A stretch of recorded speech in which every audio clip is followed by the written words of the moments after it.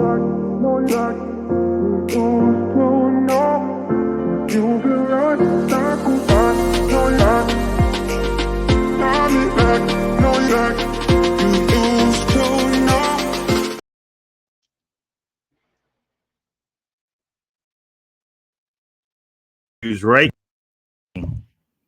All right. Are we live? Can you see us? We're having tech issues already.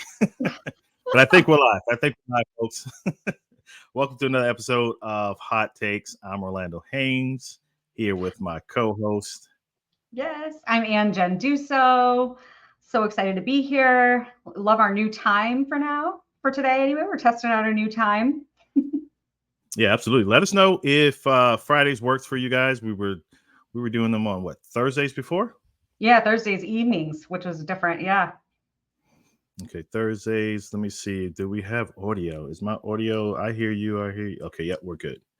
We're good. We're good, folks. So appreciate you. Appreciate you. Again, let us know if Fridays work. We're the most engagement. We can get more folks tuned in, asking questions as we continue to bring you these hot topics. So super excited. Well, happy Friday, everybody. Yeah, happy Friday, Orlando. It's been a week. For the folks. Yeah, busy week, fun week. And for the folks that were, hit by the storm, prayerfully everything is working out for you all. I know it's in the Carolinas, in Atlanta, here in Florida. So hopefully everyone is making their way through it. Okay, for sure, because that was a big one. Didn't think it was going to be as big, but it hit harder than most people expected. I'm really glad that you were all right and everything was fine with your family out down in Florida. Yeah, we made it out okay, that's for sure.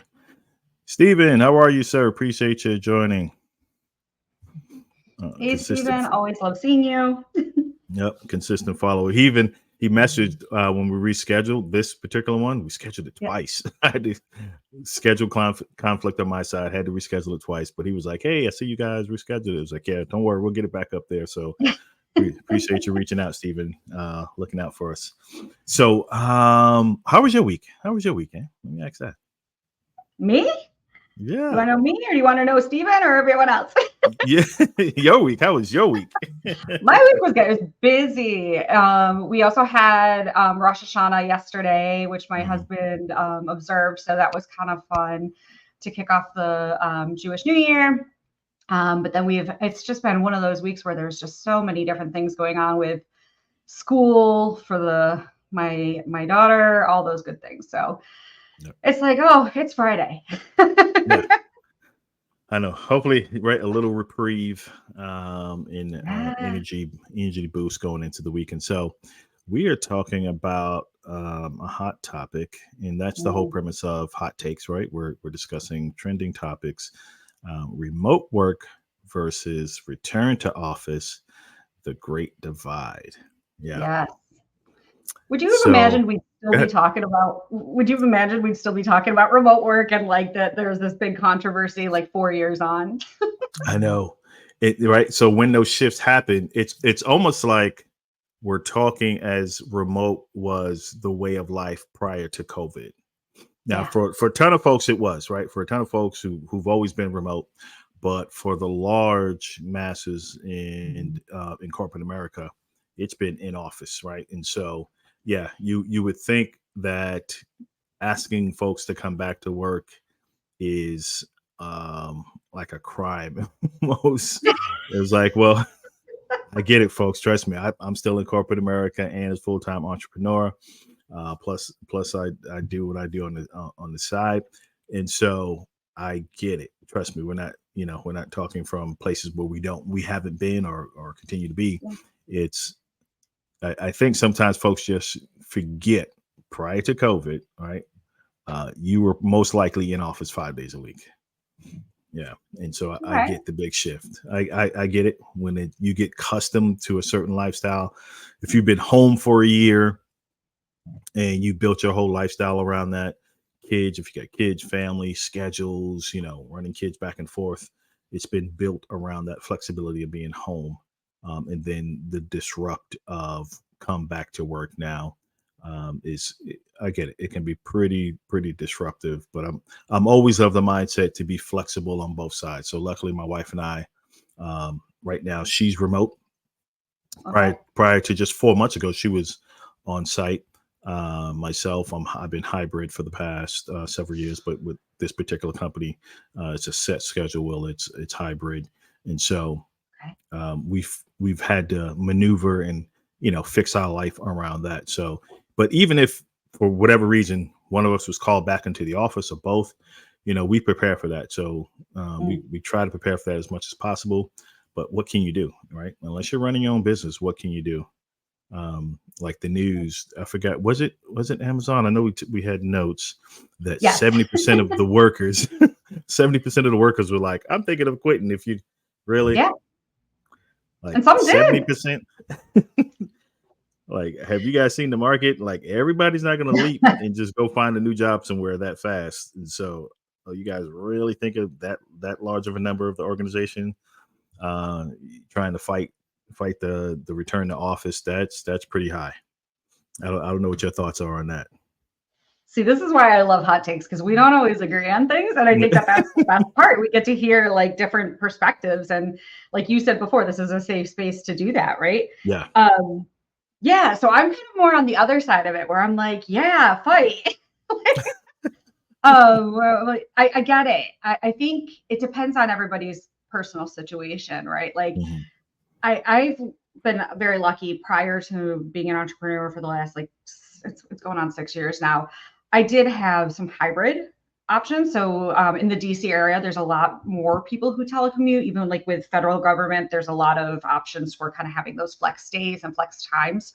So that was pre-COVID. It was still kind of like that. But I do understand because people uprooted. Like we moved farther out, not super far out, but my husband works remotely now as a government contractor. And, we moved to where that's like a little bit more affordable, to have a different lifestyle. And it felt at the time so permanent. I can say that. Like it just felt like, oh, no, everybody's working from home now.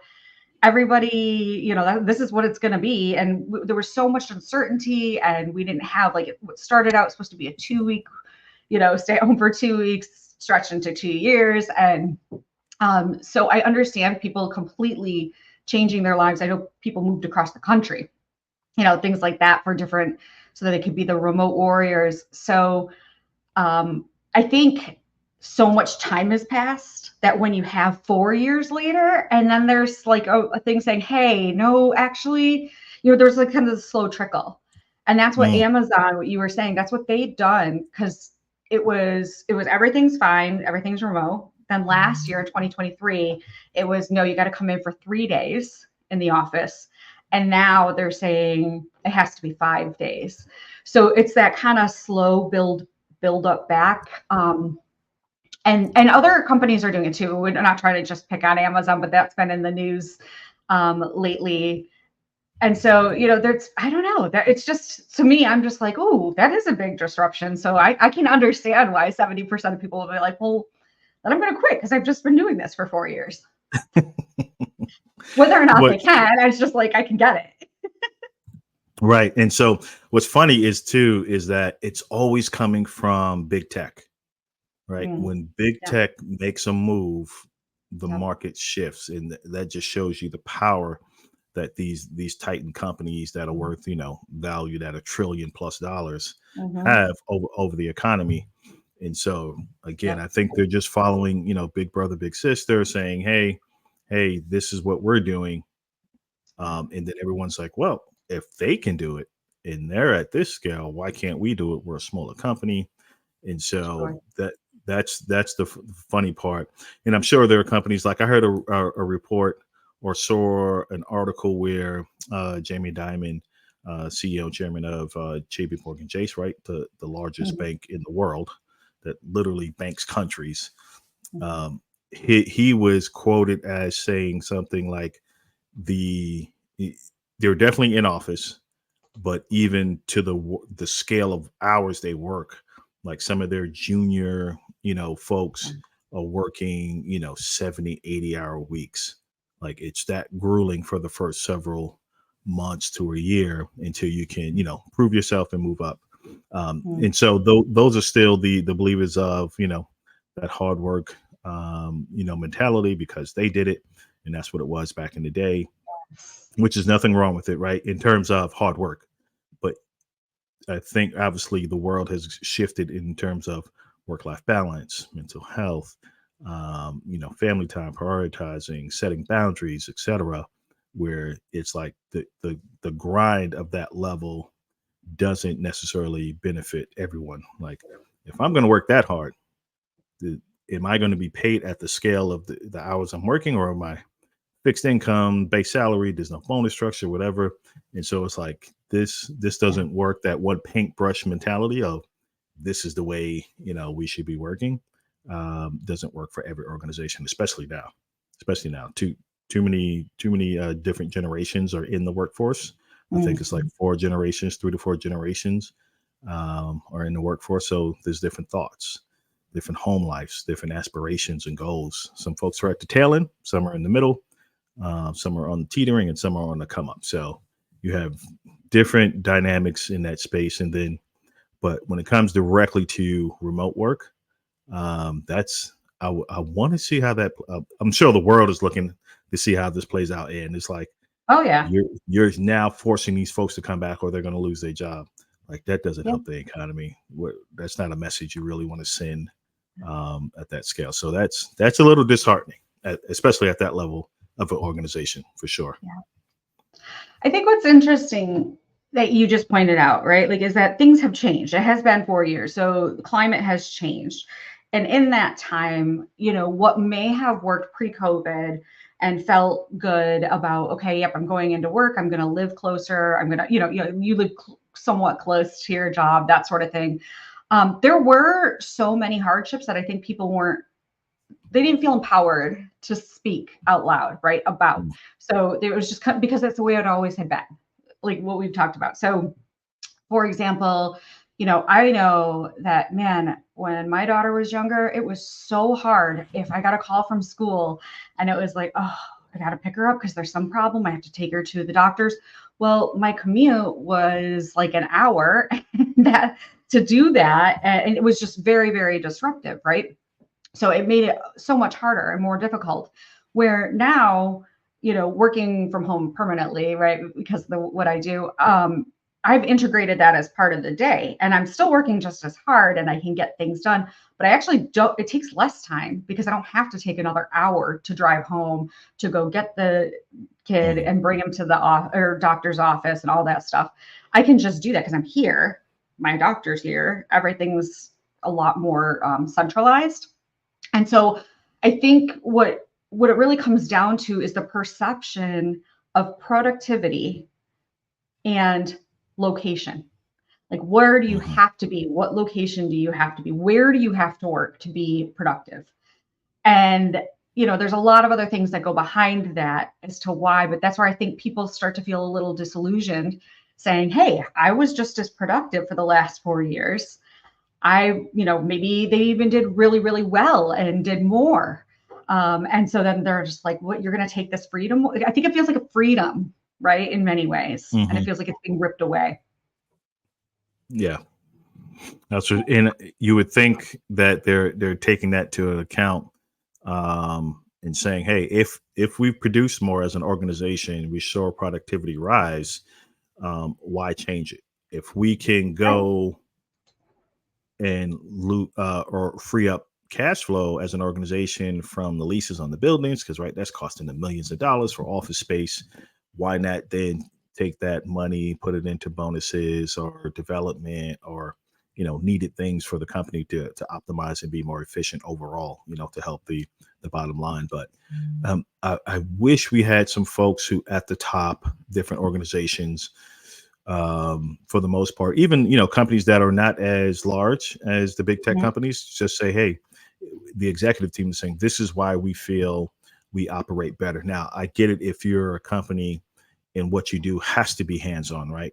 That's different. But if you run a service or product that can operate remotely, like every SaaS company in the world can run, remotely and things like that. So yeah, if it just come out and say why do you feel, if you're on the fence of I think I need the people to come back, other than saying because of the camaraderie, the energy in the office.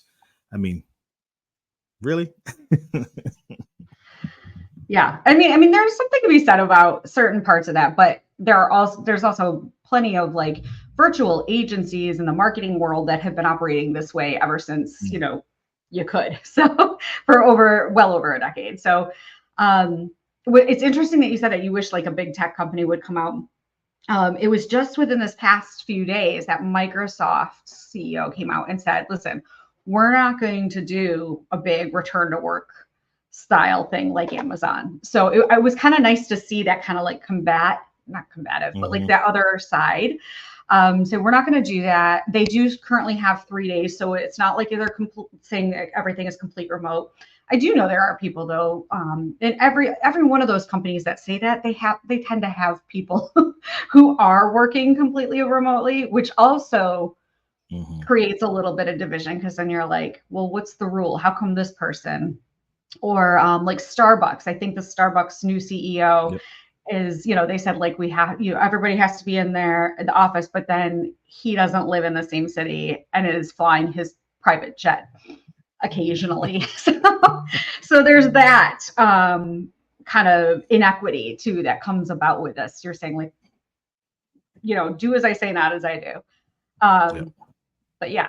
But we are seeing something, and I think once you get away from some of these very, very large companies, those are the ones you hear about in the news, right? Those are the ones because that makes a huge impact on thousands and thousands of workers, right? But when you get away from that, the data is showing us right now that it's not as dire as it seems to be. It's not as like bad about the return to work. So like the data from the Bureau of Labor Statistics, they do, they have the data for like where people are working. And in 2022 and 2023, it was hovering at about 35%. So 35% of employed Americans were working from home, doing some or all of it. And it was pretty steady. Pre-pandemic, because we were talking about before, that number was 24%. So it's still higher than it was before the pandemic. But I think we focus on these big pieces of news and get scared and say, oh no, everyone's going to have to work remote or go back to work. But it's not always the case. Right.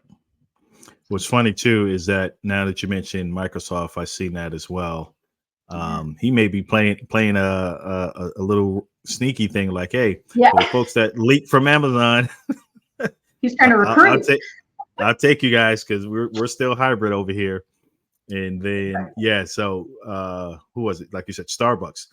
So their target timeline is supposed to start in January, to start trickling back to the office with the caveat he'll look at certain roles in situations if folks were grandfathered into if they were hired into a fully remote role, he'll start to look at that. And to your point, that can start to ruffle some feathers and say, well, just because you did that, my role really doesn't need to, especially all tech stuff, right? Unless you're more or less IT, service desk, where you have to physically hold someone's laptop and mess with it to make sure it's operational real quick. But if it's more on the software side or data science side, on that side of the fence, then they have a great argument to be like, there is no reason for me to be in the office if productivity is increased. Now, the other piece that's been talked about for a while too is that there's that separation, right?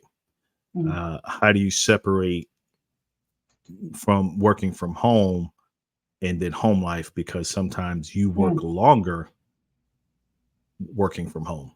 And so maybe that's probably one of the key factors in productivity, because the people now, they're probably working 55, 60 plus hours because they're not having, like you mentioned earlier, that 1 hour commute to and from work. They're putting that in.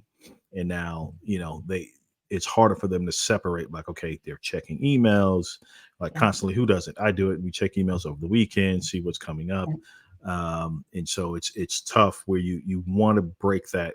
You need to make that mental break But I get it. It's super tough because it's so convenient. You just pulling up your laptop, sitting at the counter, the kitchen table, your home, on your bed, the laptop's in your lap, and okay, let me just punch out a few emails Sunday afternoon before work. And then next, people are responding to you, your manager, your team members. Oh, they're online. And it's like, you just got sucked into almost a full day of work, and you're not compensated for that. So you got, unless you're hourly, and even hourly, you can't do it.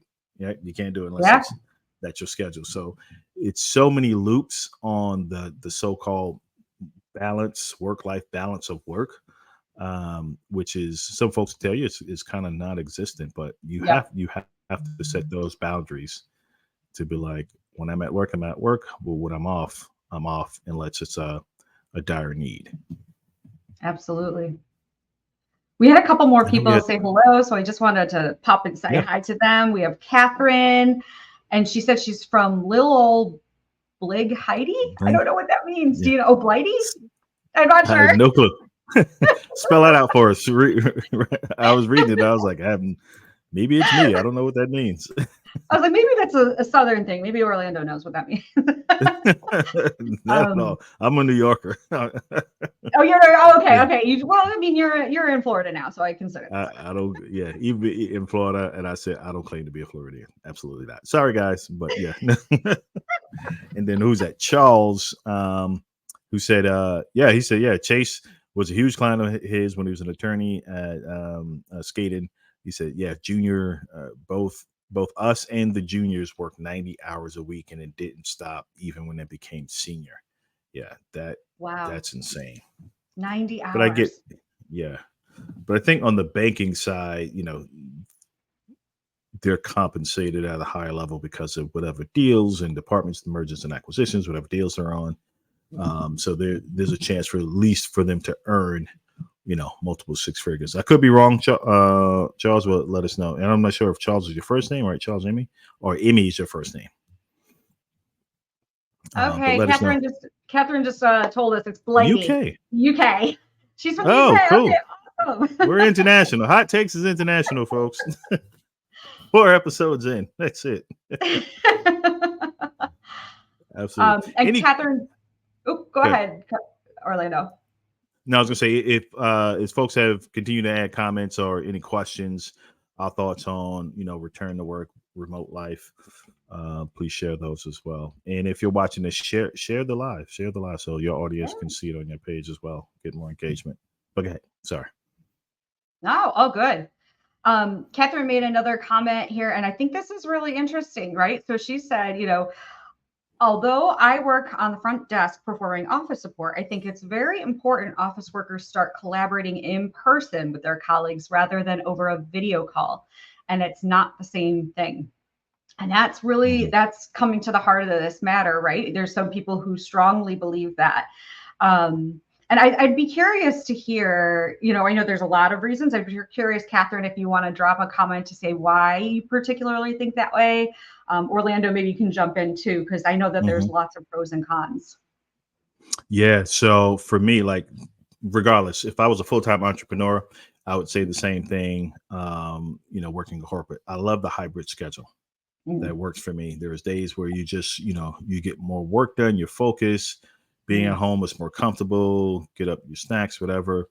But then you want to go in and say hi and have, joke around with some folks, have some, some side talk and conversations, and see folks and hear what's happening in different departments when you're walking in the hallways. And so you only get that type of engagement being in person.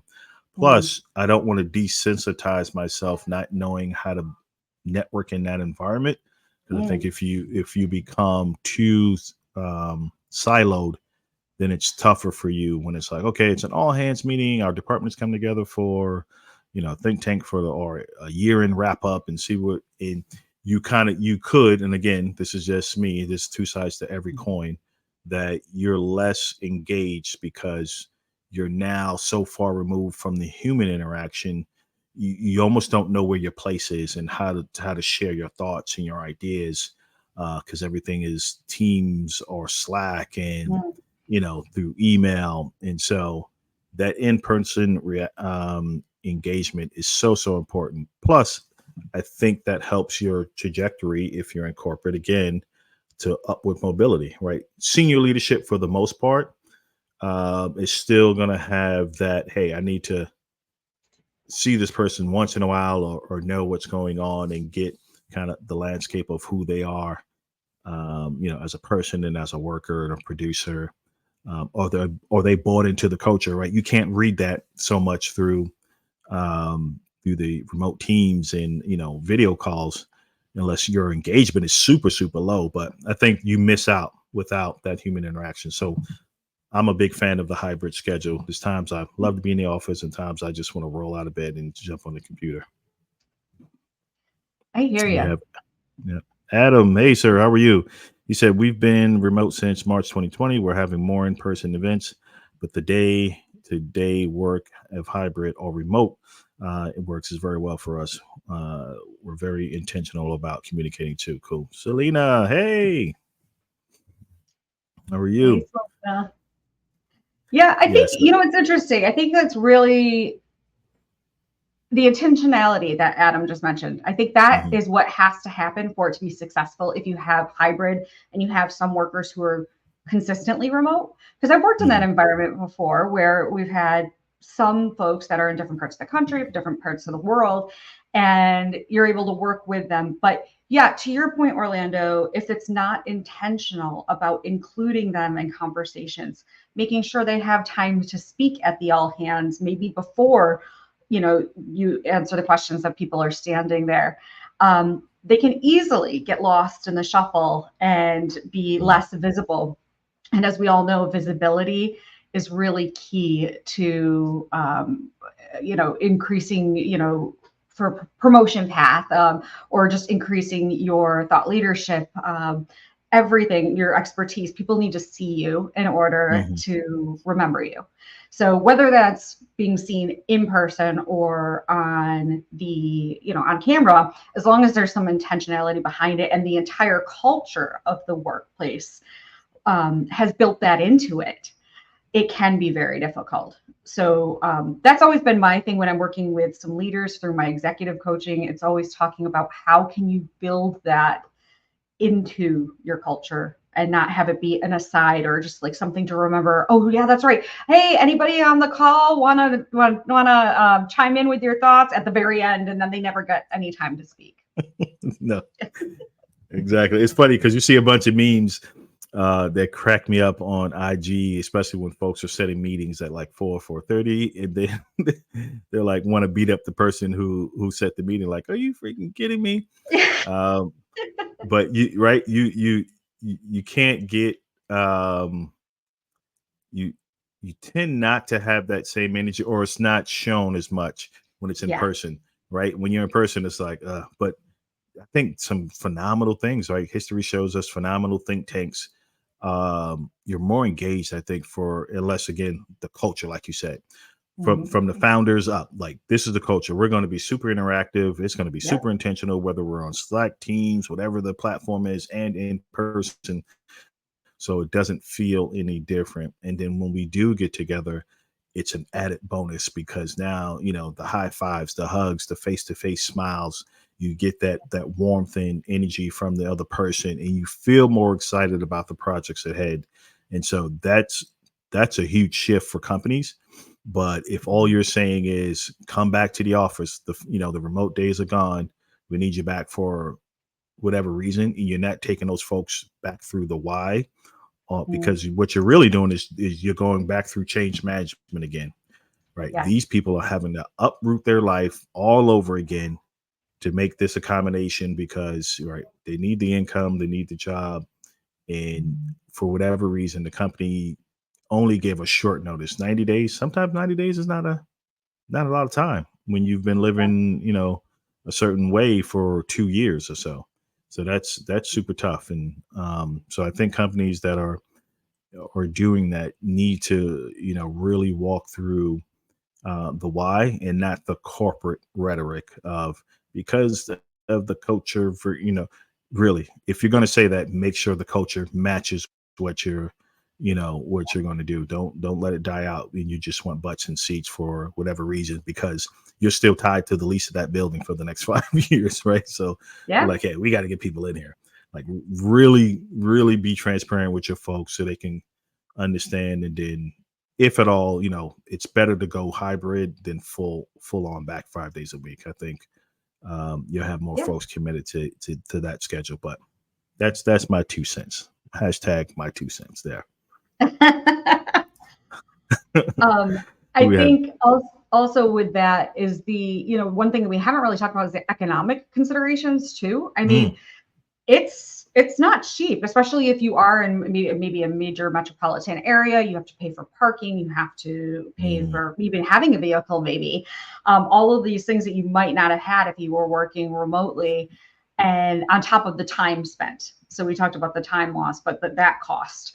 But if especially now, when at least in this side of the world, we're experiencing a little bit of tight times in the economy, then all of a sudden adding on those parking fees, adding on the gas, adding on all of that stuff, it's actually more of a hardship too.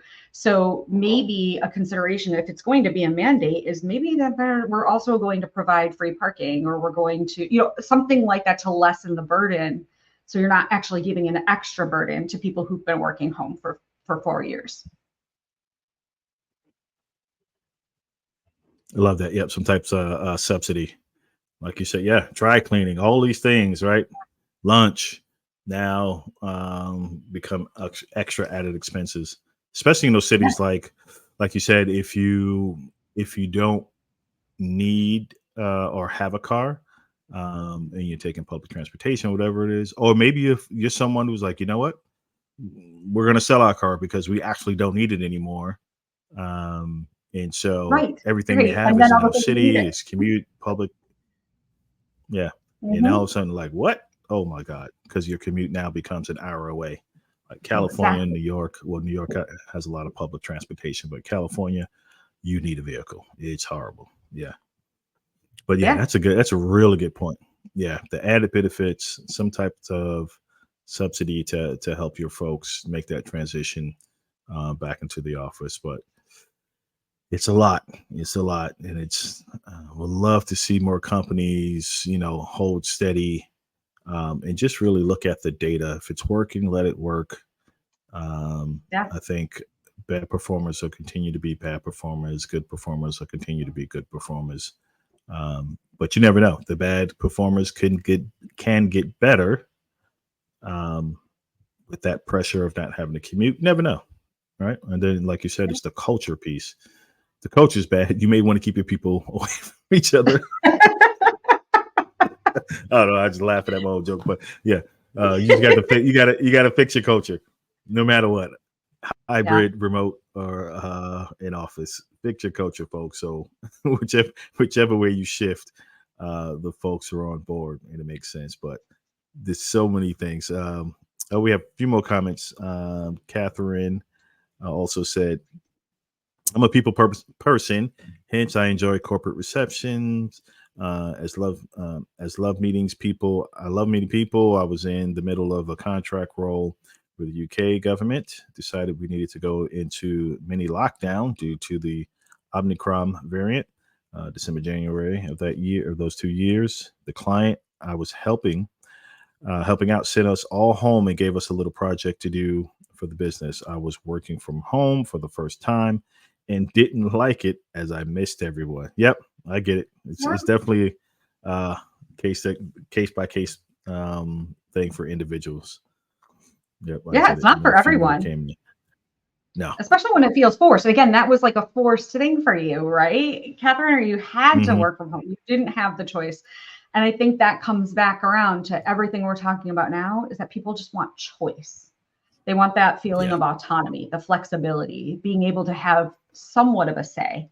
So when something becomes a mandate for anything, anything, when we're talking about remote work, or, you're mandated to, you have to take so many, I don't know, extracurricular learning, development courses, all of a sudden it becomes more of a chore. And you feel like, oh, even if you maybe liked taking extracurricular, learning, professional development things, now it feels like, oh, now I have to. No, I don't want to. Mhm. So Yeah, it's that autonomy and choice. exactly. Oh, Meg is reaching out to you directly. She says, "Hope you're staying safe and not having any major issues. North Carolina was hit hard up in the mountains, and a lot of recovery due to the undertaking of the near future." Well, That hope was nice. you're doing well, Megan and Yeah. Meg. Sorry. And Yeah, then we thank you. have And yes, we're good. I'm in Virginia outside of DC, and we were spared of anything really. We truly just got a little bit of rain. So thank you. good. And Adam said, and for cost of commuting, yep, at the time, the loss, the impact, the family, the non-work life, fitness, exactly. All those things pile up, but and I get it. I see both sides to some degree, and my point is, communicate when you're just doing it, saying, hey, we were like this beforehand, so it's time to come back. Those conversations I would think are happening, but then it's not resonating enough for whatever reason. And again, I could be talking out the side of my head, and like would love to hear those leaders who are saying, this is why, this is our decision. Here are the points and why we're having folks come back. Mhm. And so that makes it easier. So if each company like that would be great if companies are more transparent on that. But when it seems like it's a trickle effect or reactionary, then we're like, oh man, you're not even considering all the other folks or all the other issues that, both Ann and I brought up, and Adam is like, you're not really thinking about your people. Yep. It has that perception where it's all about production and not people. And so that impacts profits, right? Because you need your people happy so they can produce. And so be mindful of that. It erodes trust, right? Because that's the whole thing. You feel like you've entered into this contract in a way, right? Employment as a contract. And all of a sudden the terms are being changed on that contract. And you don't have that say. So that's where that trust goes. I think a lot of workers, and I rightly so, think there might be hidden motives. So they start wondering, oh, okay, yeah, is it the real estate leases that's really behind this? Or, oh, is this a stealth layoff? Which we know has happened, right? Where the companies will come out and say this in the hopes that a bunch of people will quit before they have to do a layoff. So all of that is about a lack of trust between the employee and the employer. And when you have that, that's when you're going to have the churn. That's when maybe, if that's what Microsoft was doing, can swoop in and say, hey guys, we have a hybrid, we're cool. And then you're gonna see people move over. And the data does show that, because it's so funny. So Resume Builder did a survey in May, and they said 1 on 4 companies are planning to increase that return to office, right, days in 2025. But the majority of them, 8 and 10 of those companies, have lost talent because of the return to office policies. So they're saying, yep, we lost talent, but you know what? We're still going to do it anyway. So it's interesting to watch this unfold and see how there are those companies, though, that will swoop in and say, yeah, we do honor this flexibility. We are a culture of XYZ, whether it's we have this many days in the office, or we're fully remote and we do, fly in once or twice a year, or have different quarters that you come in. And, that would be, I think we're going to see more and more companies. And we have started to see some companies that do that, and then they are attracting the top talent. Yep. Because that's what's. I think I've seen some data, and I would have to dig it up. That's right. Certain platforms or organizations, that's what they do, right? They focus on sending surveys out and data, so they can talk about the trends of work, in the future of work. And so you will find that that the leaders who push back on the hard data, saying, hey, we're finding that more people do want to work remotely or at least hybrid or at Mhm. least have a choice, right? Depending on their Mhm. role. And I get it. Like if you're a maintenance engineer, you can't work remotely. You have to be on site, and so it is what it is. But if you have a role that can operate in that capacity, give them a choice. And if it needs to be, it's like, okay, we'll do a 60-day review, and as long as there's no reduction in productivity and things like that, Mhm. we'll Mhm. do that. Like something where it makes sense for both sides, Right. because again, you still, even so, you still can't say, all right, everybody gets to work remote, and then production does go down, and then it's harder to say, okay, well, you have to either leave or get better or come in. All Mm. right, and Mhm. so the conversations become so divided sometimes. But I think still giving folks the option Yeah. to, with the understanding, like, this is work, no matter you're working in, on the beach in California or in Alaska, you still have to do what you have to do regardless. And so, and if it's you're seeing a culture improvement and productivity improvement, you're right. Don't break what's working. That's when you start to think, like, again, I hate to repeat it over and over, but you wonder what's the mindset behind the force of people back. And like you said, the a stealth, kind of a stealthy Totally. attrition, to Mhm. say, hey, we need to lay off some folks, but we don't want to seem like the bad guy, and say layoffs. We just went through one. Well, it's still going to come across because you seeming like the bad guys, forcing people back to work. And so, but I would love to see where they got that data from of the 72, because it was either 72 or 75% were like, hey, if we come back, we're gone. And Yeah. that's a massive amount of people saying we're going to leave an organization. And so, but maybe that's a kind of a union tactic that Mm. we remote together or we work in office together. They're kind of bad boys for life kind of mentality. We ride together, we die together, Yeah. and try to the banding of employees to saying, hey, we're going to fight this, Yeah. collectively. And so if that happens, that's great. I'm for it too. That, like, hey, go for it. You It's because funny either because way, yeah. yeah, you mentioned that union, and it's funny because now that I haven't looked up the data on this, but I have just anecdotally noticed that since the pandemic, multiple of my friends who are working in other places have created unions. Like the unions have come Mm, up, and it wasn't like they didn't have them before, and so it's very interesting to see and wonder if this is aligning with some of this, right? And saying, like, is it because they want to make sure that they retain some of these what they feel are rights, things that have already happened, so that the contract terms can't be changed, even if it's an informal contract pre-union. So yeah. Do we have comments are coming in? And so, makes us accountability too. Yeah. Oh my. Yeah. Yeah. That pesky accountability, word. yeah, that is. And that's an interesting one because what some companies have done for accountability, if they're, again, that has to go back to the trust, right? The ones that don't feel trust, like Mm, don't feel the trust that from the company side, have installed tracking software, things like that. Or they call it the coffee badging, making sure that you're not badging in just for something and then walking out. So, like, but that's a slippery road too, right? When you don't necessarily, trust that that's what your workers are doing what they should be. And that, I always like to look at it as an individual thing, because every person's different too, right? So yeah, you may get the one or two people who are doing that, who aren't performing, and all that good stuff. But is that the whole of the organization? Is that truly a problem with the whole?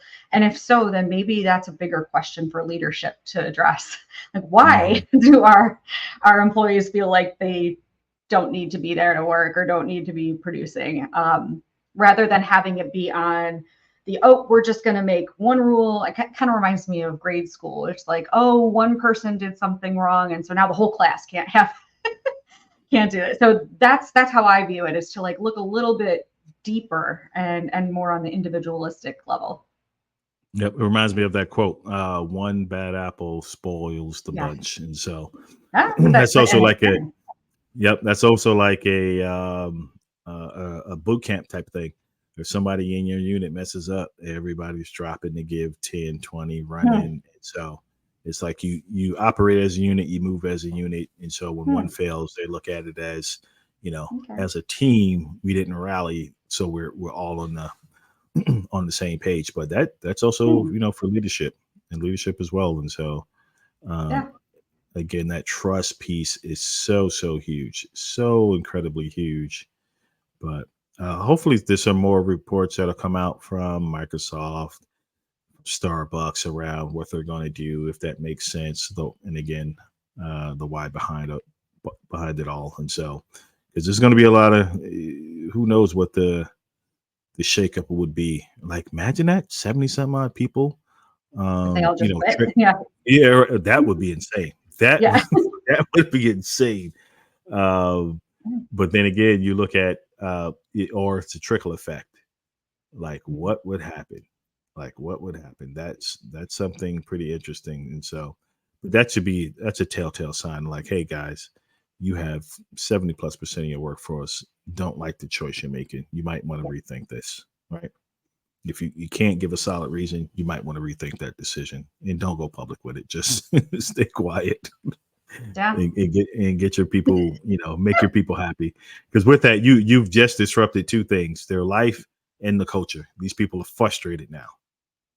You Yeah. just with one decision, you disrupted so many things that many people were like, heck no, I'm not. I don't want to do it. And so they're probably looking for new jobs as we speak. So, or Oh, when I'm that sure. announcement came out, they're looking, and people are probably jumping ship already. So, Yeah. I don't know. I don't know. Big tech and other companies. Yeah, sure. If you get a chance to see this stream, let us know what your thoughts are. Or come on, maybe we can have a conversation with Ann and myself and understand, your thinking from the C-suite on certain decisions you're making that's, impacting the economy. That would be great. What do we have Awesome. left? What do we have How do you left? think this would affect? So let's say you're in this position, Orlando, like, Mhm. and what it would mean for your career, right? Like you're in this position where all of a sudden this happens, and you like working remotely. So what do you think that how this has shifted that at all? Like, what would you do? I don't know if me personally, if it would Well, that's impact me yeah, I know. much. Yeah, only because, well, I've been in situations where, right, it's been fully on site. Then I've been where it was just one day remote. Yep. Now I'm 2 days remote with, tons of flexibility with our team.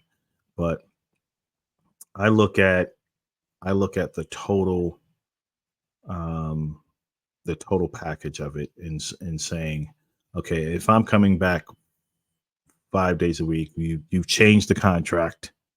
Um, you know, what's the reasoning why? What Hmm. benefits is is that to increase the work, or like? So I'm gonna start asking the questions and plugging Yeah. holes and be like, hey, Mr. and Mrs. Manager, you need to push. I'm pushing you for answers. You need to push up too for answers, because this isn't feeling right. If Sure. you're just saying come back to work because of that's how the decision is made and you just follow suit. Well, Hmm. I'm thinking I'm not that little soldier that just has to follow suit. I have a voice. I have my thought process. I can challenge whatever I choose to challenge in and outside of corporate. And so Yeah. it's definitely a conversation for folks who feel that they just need to follow suit. Obviously, we're Hmm. seeing with that 70% of folks saying they're not, they're challenging. They're challenging a Titan organization. So where you're at, you can challenge it too, but just know there's risk involved in that too, right? Yep. To put the Yep. pushback or whatever. But it's I'd rather push back and succeed or push back and fail, but at least knowing I pushed back and didn't just say, oh, okay, it is what it is. Because for me personally, you just kind of I don't want to offend anyone, but you kind of lose your backbone. And so as decisions are made continuously, if you're not at some point raising your hand saying, hold up, why is this at least explain, walk me through this. What's the process Right. so I might enjoy it. But if you're not telling me why, you're just voluntold. No one really likes to be voluntold. And so that's just Voluntold. not, Yep. yeah. No, Yep. that's not a good feeling. I don't care where you are. It's not a voluntold. It's like, hey, you didn't even consider asking me and my thoughts. I'm just slapped into this. And so be mindful Right. of that too. Yeah. Hope that I answered the think question. Ran on a bit. no, that is. It was just like thinking about what we can do, like if we're in that situation. Mhm. And I think right now everyone thinks that there's no remote jobs, and that's not true either. Mhm. So Mhm. I think There's there is like tons. this whole little cottage industry that's come up in terms of even helping people find those remote jobs. I came across a new job board. It was like an exclusive membership. Of course, you had to pay for it, but it was like it's called Nomad Cloud. So you would be Mm. delivered just remote jobs. I know there's flexjobs.com. Like there's all different things that you could do to find the culture that would align with yours if you do choose to then make that leap to leave. So I don't think it's all doom and gloom because, again, sometimes it feels like that when that's all you hear. Yeah. So the good news is there's plenty of people. I have clients now, and you can negotiate too. I have clients who like have negotiated into a remote position when that is not what the policy is. But if Mhm. you can prove, showcase your worth and your value, and they want you enough, it's absolutely possible to make that part of the negotiation plan, the bargaining table. Yep. Yep. Absolutely. Absolutely. Love that point. You can absolutely negotiate it. Just because it's not in the job description doesn't mean they're not willing to accept it. So Yep. it's a really good point. Really good point. Awesome. I was about to say something and lost my train of thought. That was a really good point and No, it threw me off, but that's okay. That's okay. sorry. No, no, no. Rather end on a phenomenal point. So, make sure, folks, that if you continue to have questions around this topic, um, you know, connect with both and myself. Appreciate everyone that joined and all the comments, the engagement. I think it was Emmy who I was just like blown away by the hours that's worked at J.P. Yeah, Morgan Chase. That's incredible. That's 90 that's hours. not Yeah. that's not healthy at all. That's not healthy at all. Not even for Actually, that a should be certain amount another of one money. of the That's not healthy. topics. That should be another topic we talk about, Orlando, because of the like. I think I saw another person who is dying because of who died because of the hours of work. So maybe we should talk about that sometime. Like that's wild. Oof. Okay. Yeah. Yeah. Definitely. And the folks that are listening or catch the post broadcast, there are some topics that you've seen and you want us to, tackle and get our opinion on. And like Ann said at the call, we may agree, we may not agree, but this is a platform where we can share different and opposing ideas. I think that's what makes it good because Yeah. right. We all think different, we live different lives, and that's what's the beauty of it all. So, any last thoughts? I want to just say thank you for sharing your viewpoint. And it goes right back to what you just said. Having these different viewpoints and the dialogue is what helps people be more empathetic and understand where other people are coming from. So, like hearing what you were talking about in the military background with your military, like as a whole team of like, oh yeah, okay, I get that. Even though I might have originally said, I don't think you should be punished if it's just one person in the class, but I get that concept. So I wanted to thank you for bringing that up and for us having such a healthy dialogue here and hearing all the people who wrote in. Thank you very much because it makes these discussions much more vibrant and we can all have these in a civil way. So Awesome. So we said it earlier, but let us know, folks, if this time frame Friday works for you all to sneak away, chime in, throw your headphone in and listen in while you're plugging away on the computer to engage with us on different topics. I think every other Friday is working for us as we go into the weekend. I think it'll be pretty good, but we want your feedback. We want your engagement. We want your participation. Join us. Absolutely. All right. So I think that's a wrap for today on remote work versus return to office. So in 2 weeks, we'll be back on the every other Friday with another great topic for Hot Take. So I'll let you close this out, Ed. One more parting word to encourage the folks.